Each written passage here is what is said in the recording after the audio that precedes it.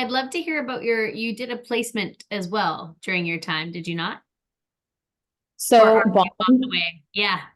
I'm currently at placements. That's probably why I'm stuck at the times and I'm a bit late, guys. But Bond does 7 placements. So you graduate with 1,400 plus clinical hours, which is the reason I chose Bond University because it exceeds by far the amount of hours you need to return to work in Canada. Most unis only do 4 or 5 placements, but Bond does 7. So you do get a lot more hands-on experience and exposure to different settings, which is kind of cool. Um, I don't know what else you wanted me to touch on. I've done quite a few travel placements. So there's opportunity to travel Australia if that's what you're looking for. I did go up to Cairns, which is kind of far north Queensland. There's a bunch of my classmates that went to Western Australia, to Perth and to Sydney and Melbourne. And if you've got connections, the university is usually pretty receptive to, like if you have a clinic or somewhere that you want to go, they'll try and work that out.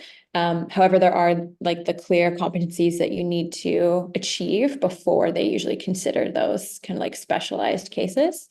My final placement is in Sweden, and I leave on Monday, so I apologize again. My brain is just so overwhelmed lately. So that's a pretty cool opportunity as my internships. This is a 5-week placement in Sweden. I have a bunch of other peers that are at Stanford University in California and Exos in Arizona. There's some sport opportunities to work with rugby teams in New Zealand and WA. So there's a lot of opportunities that Bond provides in terms of travel and like within the country and internationally. So I think they do a really good job of trying to give you exposure. You just kind of have to be looking for it and you have to kind of push for it. And then once, you've shown your interest and they try to accommodate you.